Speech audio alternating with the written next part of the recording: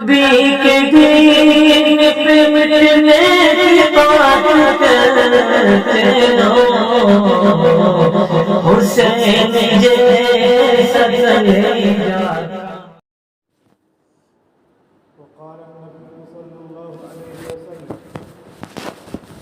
أحسن النكاح بركة أيسره مؤونة أو كما قال عليه الصلاة والسلام۔ معزز سامعین کرام،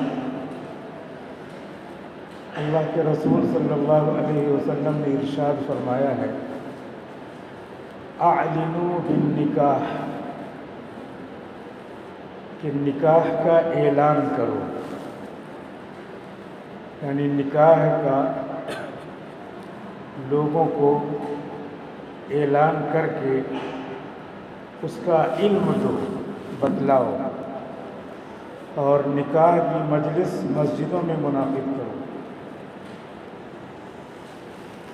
دوسری حدیث اللہ کے رسول نے فرمائی، ان اعظم النکاح برکۃ ایسرہ مؤنۃ، سب سے برکت والا نکاح وہ ہے جس میں سب سے کم خرچ ہو۔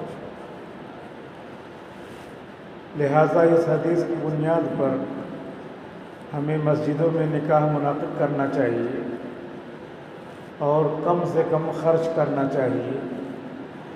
جو کچھ ہم نے رسم و رواج کو ایجاد کیا ہے اس کا خمیازہ ہم ہی لوگوں کو بھگتنا پڑتا ہے، حالانکہ شریعت میں اس کا دور دور تک کہیں ذکر نہیں ہے۔ حضور صلی اللہ علیہ وسلم کے ایک صحابی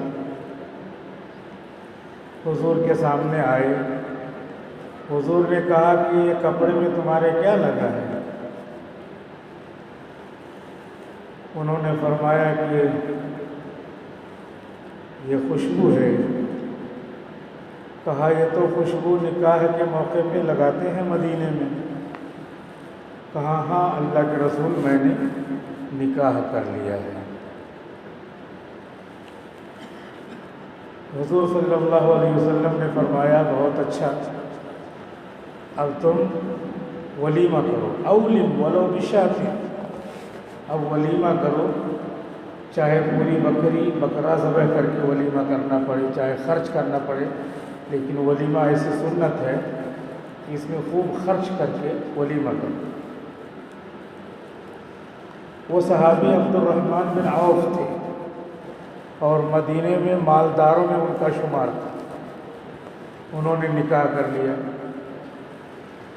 نکاح کرنے میں حضور کو بھی پتہ نہیں، نکاح میں انویٹیشن دیا جاتا ہے تو سب سے زیادہ مستحق اللہ کے رسول تھے۔ اللہ کے رسول کو پوچھنا پڑ رہا کہ یہ کیا ہوا؟ کہا نکاح کر لیا۔ تو ہم لوگ ہوتے تو کہتے مجھ کو نہیں بلایا۔ حضور کیا فرما رہے ہیں؟ حضور یہ کچھ نہیں کہہ رہے ہیں، کہہ رہے ہیں کہ نکاح کر لیا، اچھا ولیمہ کرو، اچھے سے ولیمہ کرو، اولم ولو بشاۃ۔ تو اللہ کے رسول نے اس لیے یہ فرمایا تاکہ نکاح آسان ہو اور زنا مشکل ہو، بدکاری مشکل ہو۔ اب اس کا الٹا کر دیا ہے ہم لوگوں نے، جس کی وجہ سے نکاح مشکل ہو گیا ہے اور زنا آسان ہو گیا ہے۔ ہر طرف ذرا سا بھی معاشرے میں گھسیں گے تو پتہ چل جائے گا یہاں پہ غلط ہو رہا ہے، یہاں پہ غلط ہو رہا ہے۔ میں چند دنوں کے لیے یہاں آیا ہوں، ایک مہینہ، 2-3 جگہ میں نے دیکھ لیا کہ یہاں پہ غلط ہو رہا ہے، یہاں پہ غلط ہو رہا ہے، جبکہ میرا یہ کام نہیں ہے۔ اس کے باوجود جب سامنے ہی ہو رہا تو نظر آ جا رہا ہے کہ یہاں پہ غلط ہو رہا ہے بالکل۔ ایک جگہ تو میں نے ایک صاحب سے کہا کہ اطلاع دے دو پولیس والوں کو، لیکن وہاں بھی کوئی حل نہیں ہے، اس قدر ہے خراب۔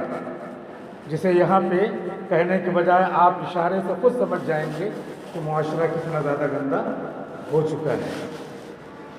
تو اس وجہ سے گندا ہوا ہے کہ نکاح میں 5-6 لاکھ خرچ ہونا معمولی ہے، تو کوئی بات نہیں، تو کھانے ہی پہ 1-1.5 لاکھ 2 لاکھ روپے کا، جبکہ نکاح کس چیز کا نام ہے؟ 2 لوگ ایجاب و قبول کریں گے، لڑکی کی طرف سے وکیل ہو جائے گا۔ وکیل کون ہے؟ آگے آ جائیں، کون ہے وکیل؟ کاغذ پہ لکھا ہے، کہاں گیا آگے؟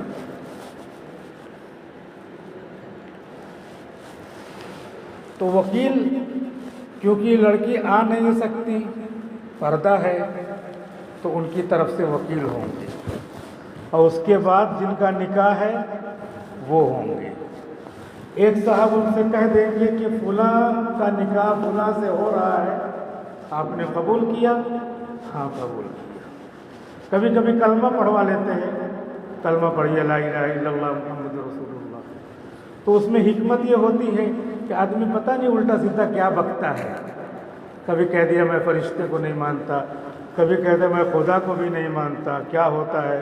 تو دین سے نکل گیا۔ بہت سارے لوگ یہ کہتے ہیں کہ ہمارے جو ہے پوروج، یعنی ہمارے اسلاف کیا تھے؟ بندر تھے۔ قرآن کہہ رہا ہے کہ ہم نے تم کو آدم سے پیدا کیا۔ تو اب اس طرح عقیدہ رکھنے والا کیا ہے؟ کافر ہے۔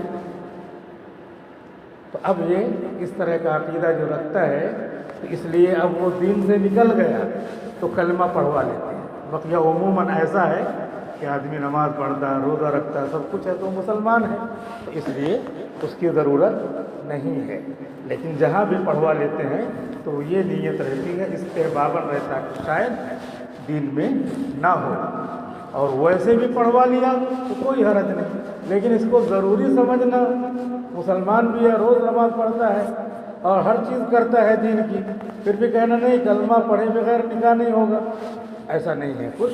مسلمان تو دونوں ہیں، ہاں مسلمان اور کافر کا نکاح نہیں ہوتا، مسلمان کا نکاح کافر سے، کافر کا مسلمان نکاح سے، مسلمان کافر کا نکاح مسلمان سے، اور مسلمان عورت کا کافر سے نہیں ہوتا۔ اس وجہ سے جو ہے یہ کنڈیشن لگی ہے کہ طے کر لیا جائے۔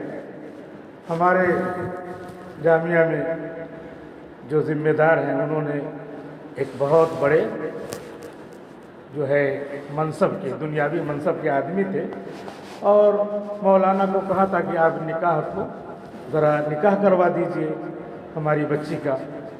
تو ایک اپ ٹو ڈیٹ قسم کے تھے، امریکہ میں رہتے تھے، وہ آئے تو نکاح کی بات ہونی تھی کہ آپ سے نکاح ہونا ہے، لیکن ایسے انہوں نے گفتگو کیا کہ اچھا یہ ہے کہ ہمارے اسلاف کا تعلق کس سے تھا؟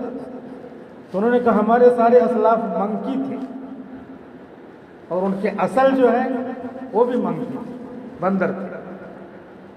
تو انہوں نے بات آگے ہی نہیں بڑھائی، یہ تو کافر ہے یہ شخص، کیونکہ یا ایھا الذین آمنوا انا خلقناکم من ذکر و انثی، اے لوگو، یا ایھا الناس، اے لوگو، میں نے تم کو ایک مرد اور ایک عورت سے پیدا کیا، یعنی آدم و حوا سے۔ اب وہ کہہ رہے ہیں کہ میرے بڑے کیا تھے؟ بندر تھے، تو بندر سے پیدا ہوئی۔ اس آیت کا انکار ہو گیا، قرآن کی کسی آیت کا نہیں، کسی لفظ کا نہیں، کسی حرف اور نقطے کا بھی انکار کیا ہے؟ کفر۔ تو یہ سب چیزیں نکاح میں دیکھنی چاہیے۔ اور ہم کیا دیکھتے ہیں؟ کتنا بینک بیلنس ہے، کتنا پیسے والا ہے، کتنا اس کے پاس جائیداد ہے، اور نکاح ہو گیا ایسے آدمی سے جو اپنے بڑوں کو سمجھ رہا ہے کہ ہم جس سے پیدا ہوئے بندر تھے، تو اب یہ حرام کاری ہوگی تو لڑکا ولد الزنا ہوگا، کیونکہ نکاح منعقد ہی نہیں ہوا ہی نہیں۔ تو اس وجہ سے نکاح بالکل آسان ہے کہ ایجاب و قبول کرا دیا جائے گا، وکیل سے کہا جائے گا آپ نے اجازت لیا ہے، تو ان کی طرف سے یہ بات کریں گے، سے پوچھا کہ فلاں بیٹی کا، لڑکی کا آپ سے نکاح کیا ہم نے، آپ نے قبول کیا؟ हाँ कबूल किया, आपका महर इतना है, महर इतना है, हो गया नहीं। उसमें 2 आदमी मौजूद रहना चाहिए, इतने सारे लोग मौजूद हैं गवाह, 2 आदमी मौजूद रहने चाहिए, काफ़ी है। घर के भी 2 आदमी हो सकते हैं, 2 औरतें 1 मर्द भी हो सकता है घर में अगर निकाह हो। पहले हमारे बुजुर्गाने दिन क्या करते थे, उल्टा सीधा लोग कुछ भी करते रहते, तो 3-4 साल के बाद घर में अपनी बीवी का जो है निकाह फिर से पढ़वा लेते थे, अपने घर में पढ़वा लेते थे। पता नहीं क्या बका है इसने, पता नहीं क्या उल्टा सीधा किया है। तो निकाह इस तरीके से आसान है, और हमने जब इसका उल्टा किया तो ज़िना आसान हो गया निहायत आसानी के साथ, ख़ास तौर पे वो घर जहाँ पे उनके मर्द लोग रहते हैं बाहर, उनकी ख़वातीन रहती हैं दूर। और आजकल ये रवाज हो गया है कि शहर में रहेंगे, पढ़ाएंगे बच्चों। अब घर और छोड़ करके जहाँ पे सास रहती थी, जहाँ पे खुसर रहते थे, जहाँ पे भाई भाई रहते थे, उसमें निगरानी थी, पूरा गांव निगरानी करता था, वो छोड़ करके शहर में आबाद हो गए। शहर में कोई नहीं जानता किसी को, अब आराम से क्वार्टर लेके रह रहे हैं। अब क्वार्टर लेके रहने में कोई पहचानता हो जाता तो नहीं, और बुर्का लगा के मार्केट कर रहे हैं, वहाँ पे पता नहीं किस दुकानदार से क्या ताल्लुक़ हो गया। और उसके बाद यहाँ पर उनका आना जाना है, मोबाइल बेहतरीन मीडियम है जो ज़िना के लिए रास्ता हमवार करता है। और उसके बाद कौन आ रहा है कौन जा रहा है कुछ पता नहीं, शौहर बेहतरीन दौलत कमा कमा के दे रहा है, और यहाँ पर जो है खूब ज़िनाकारी हो रही है। पूछते कौन? सास पूछती, तो सास से तो जमती नहीं। हालांकि सास क्या है, 3 माँ होती है, एक उस्ताद की माँ, और एक अपनी माँ, और एक जो शादी के बाद माँ बनी है वो माँ। माँ से इसलिए माँ तो बोलेगी, टोकेगी, ये किधर किस गलत रास्ते पे जा रही है। उससे तो नाता तोड़ के शहर में आ गए। किस बहाने आए? पढ़ाने के बहाने। वो भी पढ़ा क्या रहे हैं? कुफ्र और शिर्क पढ़ा रहे हैं, दीनी तालीम नहीं पढ़ा रहे हैं, और उस बहाने गुनाह मुस्तकिल हो रहा है। और ये फैक्ट मैं कह रहा हूँ, कोई फर्ज करके नहीं कह रहा हूँ, मुस्तकिल ऐसे हो रहा है। बोले कौन? जो बोलेगा वही फंसेगा। आजकल क्या हालात है, वही फंसेगा, हम क्यों बोले। और गांव में पूरी पंचायत हो जाती है, नहीं किसी को गुनाह नहीं करने देंगे, किसी को गलती नहीं करने देंगे। तो इस वजह से निकाह को बहुत ही आसान बनाना चाहिए, और उस आसान की एक ज़िंदा मिसाल है ये कि ये निकाह हो रहा है कि मस्जिद में भी हो रहा है, और ख़र्च भी कम है, बरकत वाला है, और इंशाअल्लाह इससे गुनाह में रोकथाम होगी। और अगर इसी तरह महंगाई बढ़ती रही तो महंगाई की वजह से लोग इसी पे मजबूर होंगे, लेकिन जब इस पर मजबूर होंगे महंगाई की वजह से तो उनको सवाब नहीं मिलेगा। हुजूर की सुन्नत की वजह से जब करेंगे जब सवाब मिलेगा। मजबूरन कर रहे हैं कि कुछ है ही नहीं तो कर लिया, नहीं, सुन्नत समझ के जो करेगा, इन्नमल अअमालु बिन्नियात, बेशक अमाल का सवाब सुन्नतों पर, हुजूर नियतों पर मुनहसिर है।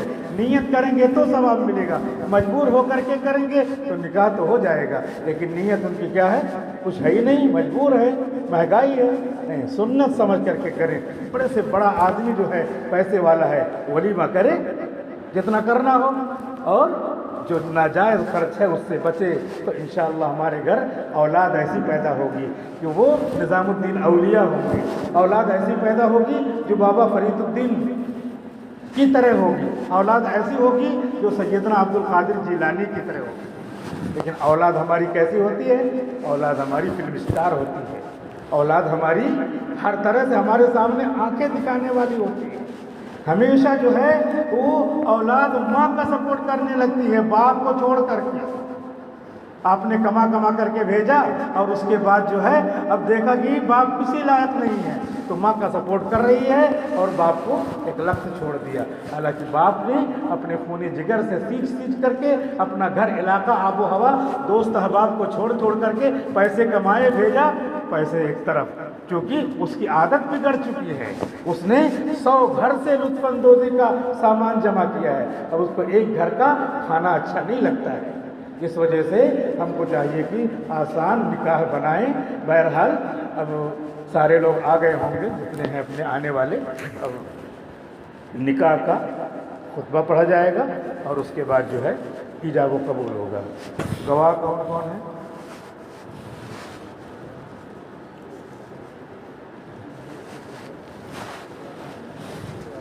ایک کاغذ پر لکھ لیجیے، کسی بھی کاغذ پر لکھ کر کے، بعد میں کچھ کاغذ بنوانا ہوگا تو وہ کام آئے گا۔ ایسے ہی سادے کاغذ پر۔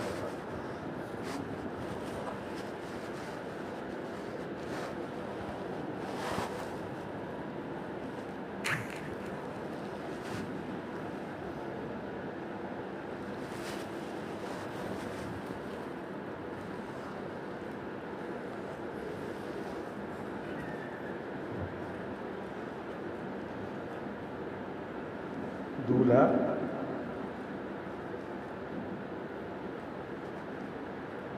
دلہن، گواہ اول، گواہ دوم،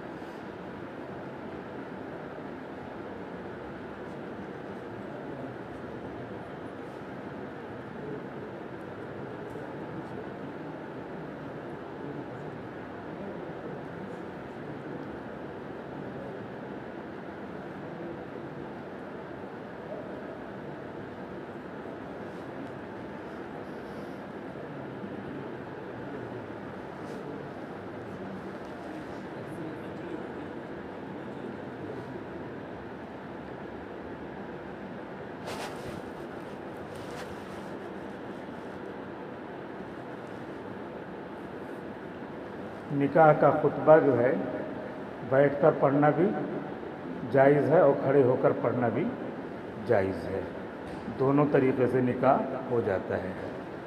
اور مہر یہ 2500 سے زیادہ ہونا چاہیے، 2500 سے کم مہر نہیں مقرر کر سکتے، اور زیادہ چاہے جتنا مقرر کریں کوئی اس کی حد نہیں ہے، لیکن بہت زیادہ مقرر کر رہے اس نیت سے کہ دکھانا ہو، ریاکاری ہو، تب پھر وہ حرام ہو جائے گا۔ مقدار کم کی طرف متعین ہے کہ 10 درہم ہونا چاہیے۔ 10 درہم 31.5 ساڑھے 31 گرام چاندی بنتی ہے، اس کی قیمت 2500 کے قریب ہے۔ اور زیادہ سے زیادہ چاہے جتنا مقرر کریں، اگر نیت غرور اور فخر کی، ریاکاری کی نہ ہو، اور ریاکاری کی ہے تو پھر زیادہ نہیں، ایک مقدار پہ روک دیا جائے گا کہ اتنا سب کا مقرر ہوتا ہے، اتنا آپ بھی مقرر کریں۔ یہاں پہ دکھلاوا نہیں ہے، کیونکہ اللہ کے یہاں سوال ہوگا۔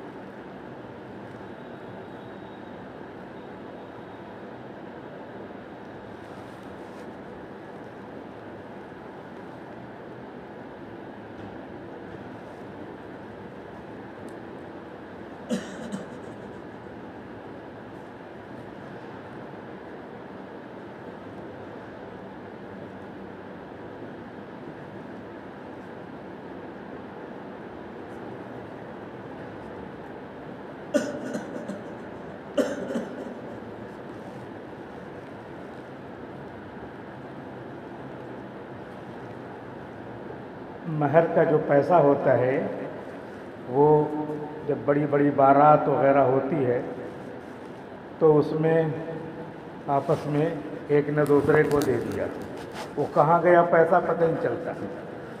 وہ پیسہ لڑکی کا ہوتا ہے، دلہن کا ہوتا ہے، وہ اس کے ہاتھ میں جانا چاہیے، اس کا اپنا ہوتا ہے، لہذا اس کے ہاتھ میں پہنچ جانا چاہیے۔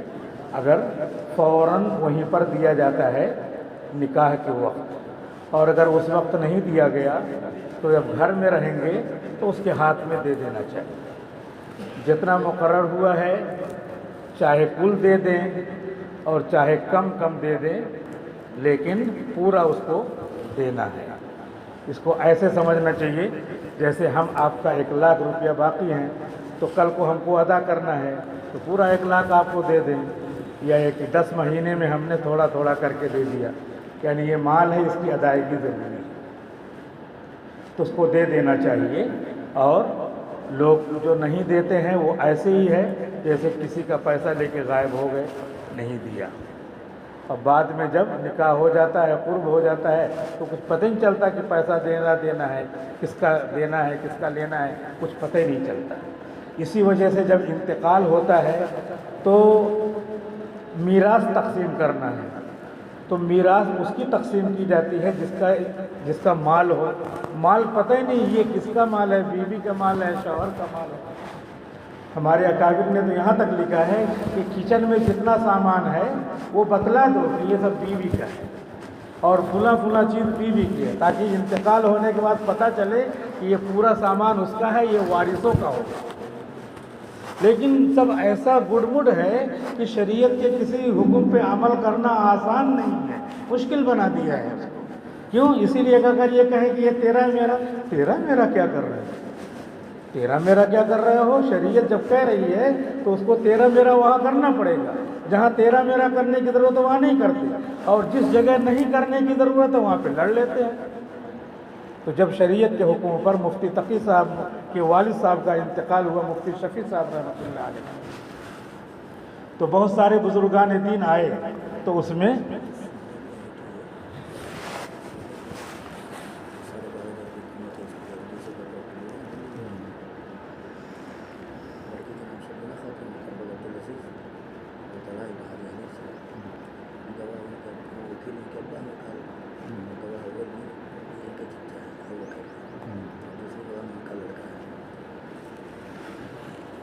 تو ایک بزرگ آئے حکیم عبدالحی عارفی، تو مفتی صاحب کا انتقال ہو گیا، سارے بیٹے موجود ہیں، اور اس کے بعد جو ہے جنازہ رکھا ہوا ہے.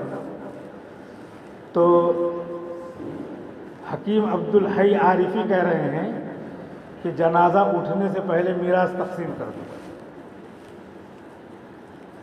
ابھی اگر یہاں پہ یہ مسئلہ بیان کیا جائے اور کرنے لگے تو پورے گاؤں میں نہیں، پورا فیس بک پہ آل ورلڈ مشہور ہو جائے گا. بتاؤ، ابا کی لاش رکھی ہوئی، ان کو پیسہ پڑی ہوئی. پیسہ نہیں پڑا ہوا ہے، پیسے کی نہیں پڑی ہے، خدا کے شریعت کے حکم کی پڑی ہوئی ہے. اس کے بعد پھر شریعت کا حکم کوئی نافذ کرے گا نہیں کرے گا. اور مفتی شفیع صاحب کا معاملہ یہ تھا کہ ان کا ایک کمرہ تھا، اس کمرے میں جتنی کتابیں، کپڑے، پیسہ وہ اس میں رکھتے تھے. لوگوں کو بتایا کہ اس کمرے میں جتنا مال ہے میرا ہے. کسی سے کتاب منگواتے تھے تو پڑھ کر کے فوراً دے دیتے تھے. تو لڑکوں نے پوچھا شاگردوں نے کہ حضرت یہ فوراً کتاب تو لوگ عاشق رہتے پڑھنے کے، آپ پڑھتے رہیے، کیوں واپس کرتے ہیں؟ تو کہا کہ واپس اس لیے کرتا ہوں کہ کبھی جان نکل جائے اور دوسرے کا سامان یہاں ہو تو وارثوں کو تقسیم کرنے میں پریشانی ہوگی. میں نے اپنے کمرے میں اپنا مال رکھا ہے تاکہ میرا انتقال ہو تو لوگوں کو پتہ ہو یہی مفتی صاحب کا مال ہے اور اسی مال میں میراث تقسیم ہے. اب آپ اندازہ لگائیں کہ ہمارا مال پتہ ہی چلتا کیا ہے، کتنا ہے، کون سا مال ہے، کیسے تقسیم ہوگا. وہ پورا اپنا مال ایسے گھیر کر رکھتے تھے. اس وجہ سے ان کے بیٹے مفتی تقی عثمانی مجدد اللہ العالی پوری دنیا کے ہر بر اعظم میں دین کی خدمت کے لیے گئے ہیں. ہر جگہ بیان، تقریر، شریعت کے حکم کو پہنچاتے ہیں. تو اللہ تعالیٰ نام کرتا ہے جب دین پر عمل کرتے ہیں. تو اس لیے یہ متعین ہونا چاہیے، یہ مال مہر کا بیوی کے ہاتھ میں، اور اس کے علاوہ جتنا سامان ہے متعین ہونا چاہیے. چاہے استعمال سب کریں، ہمارا کون سا مال ہے متعین ہو، بیوی کا کون سا مال ہے متعین ہو. یہ سب گھروں میں اس طرح ہونا چاہیے. لیکن ایک دن کا یہ کام نہیں ہے، دھیرے دھیرے ہوگا. جوائنٹ فیملی ہے، جوائنٹ فیملی بھی رہے لیکن اپنا اپنا مال متعین ہو. الگ رہیں تو بھی محبت باقی رکھنے کے لیے مل جل کر کے رہیں. کھانا ایک ساتھ کھائیں یا ہفتے میں ایک دن جمع ہو کر کے کھائیں. جو بھی شکل بنے مل جل کر رہنے کی شکل ہو اور ہر ایک کی ملکیت الگ الگ ہے. بہرحال یہ پورا ایک موضوع ہے، لیکن میں تھوڑی دیر گفتگو اس لیے کرنے لگا تاکہ جو ہے جن کو آنا ہو وہ آ جائیں. اور یہ لکھا ہوا کاغذ اصل میں رہے گا تو بعد میں سرٹیفکیٹ وغیرہ اس کی بن جائے گی، ورنہ اس کی ضرورت نہیں، پھر آدمی کو یاد نہیں رہے گا کب یہ ہوا کب نہیں ہوا، اور اسی وجہ سے سرکاری طور پہ پریشانی ہوتی ہے، تو اس کی وجہ سے آدھار کارڈ وغیرہ بھی لوگ لینے لگے ہیں اور پورا جو ہے مکمل سب رہتا ہے، لیکن شرعاً کوئی اس کی ضرورت نہیں، شرعاً اس کی ضرورت ہے جس طرح ہم نے بتایا، لیکن بعد میں پریشانی ہونے کی وجہ سے کاغذ پہ لکھوا لیا۔ میں نے بولا تھا حافظ ابو بکر کو، تو خیر ابھی تو یہ تیار ہو گیا۔ اب اس میں ابو طلحہ صلی اللہ علیہ وسلم کا نکاح ہونا ہے جو حاجی حنیف صاحب کے فرزند ہیں، اور شبینہ خاتون کے ساتھ ہونا ہے جو عبدالعزیز صاحب کی بیٹی ہیں، اور عبدالعزیز صاحب ہی اپنی بیٹی کی طرف سے وکیل ہیں، اور پہلے گواہ ہیں عبدالحمید صاحب اور دوسرے گواہ ہیں ہاشم صاحب، اور مہر جو مقرر کیا ہے وہ سونے کی انگوٹھی ہے جس کی قیمت ہے 12,000 12,500 12,500 یعنی 12,500، اور نکاح مسجد میں ہو ہی رہا ہے، تاریخ آج یہ ہے، تو یہ سب اپنے پاس رہے، کبھی ضرورت پڑ جائے گی۔ خطبہ پڑھتے ہیں۔ الحمد لله نحمده ونستعينه ونستغفره ونؤمن به ونتوكل عليه ونعوذ بالله من شرور أنفسنا ومن سيئات أعمالنا، من يهده الله فلا مضل له ومن يضلله فلا هادي له، ونشهد أن لا إله إلا الله ونشهد أن سيدنا ومولانا محمدا عبده ورسوله، أما بعد، فأعوذ بالله من الشيطان الرجيم، بسم الله الرحمن الرحيم، يا أيها الذين آمنوا اتقوا الله حق تقاته ولا تموتن إلا وأنتم مسلمون، إن الله تبارك وتعالى أمر بالتقوى في هذه الآية الكريمة، فينبغي لنا أن نسهر نفوسنا في بوتقة التقوى، وقال الله تبارك وتعالى: يا أيها الناس اتقوا ربكم الذي خلقكم من نفس واحدة وخلق منها زوجها وبث منهما رجالا كثيرا ونساء، واتقوا الله الذي تساءلون به والأرحام، إن الله كان عليكم رقيبا، إن الله تبارك وتعالى أمر التقوى في هذه الآية الكريمة أيضا، فينبغي لنا أن نتقي الله تبارك وتعالى في حياتنا الفردية والجماعية. وقال الله تبارك وتعالى: يا أيها الذين آمنوا اتقوا الله وقولوا قولا سديدا يصلح لكم أعمالكم ويغفر لكم ذنوبكم ومن يطع الله ورسوله فقد فاز فوزا عظيما. وقال النبي صلى الله عليه وسلم: تزوجوا الودود الولود فإني أباهي بكم الأمم. وقال النبي صلى الله عليه وسلم: أعظم النكاح بركة أيسره مؤنة. وقال النبي صلى الله عليه وسلم: النكاح من سنتي. وفي رواية: فمن رغب عن سنتي فليس مني، أو كما قال عليه الصلاة والسلام.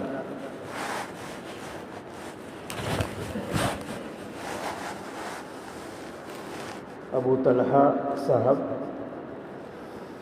عزیزہ شبینہ خاتون سلمہ بنت عبدالعزیز صاحب کا نکاح عبدالعزیز صاحب کی وکالت کے ساتھ جناب عبدالحمید صاحب اور جناب محمد ہاشم صاحب دونوں گواہوں اور اس پورے مجمع کی گواہی کے ساتھ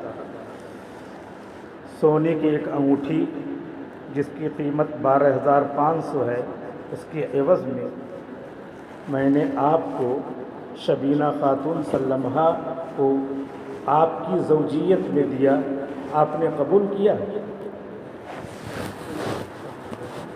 جو زور سے کہیے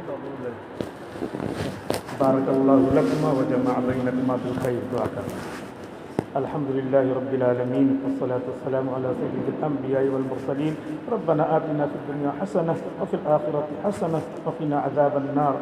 اے اللہ ہم سب کے گناہوں خطاؤں کو معاف فرما، اے اللہ اس ہونے والے نکاح کو بے حد قبول فرما، اے اللہ اس کی برکتیں ظاہر فرما، اس کی رحمتیں ظاہر فرما، اے اللہ اس نکاح ہونے والے نکاح کو سنت کے مطابق یا اللہ کرنے کی ہم نے کوشش کی ہے، اس کی برکتوں کو پورے مجمع پر ظاہر فرما، اے اللہ اس کی برکت کو، عفت کو، پاک دامنی کو پورے مجمع پر خاص طور پہ زوجین اور دونوں رشتہ داروں پر ظاہر فرما، ان میں محبت اور الفت پیدا فرما، اے اللہ ہر طرح کے کینہ، بغض، عداوت سے دوری عطا فرما، یا اللہ سچی گفتگو کرنے کی توفیق عطا فرما، تقوی اور طہارت اختیار کرنے کی توفیق عطا فرما، اے اللہ نبی پاک صلی اللہ علیہ وسلم نے نکاح کے موقع پر جو دعائیں جب بھی مانگی ہیں کہ اللہ وہ سب دعائیں ہمارے حق میں قبول فرما، اے اللہ اس ہونے والے نکاح کی برکت سے ہماری ہر چھوٹی بڑی ضرورت پوری فرما، ہمارے بیماروں کو شفاء کاملہ نصیب فرما،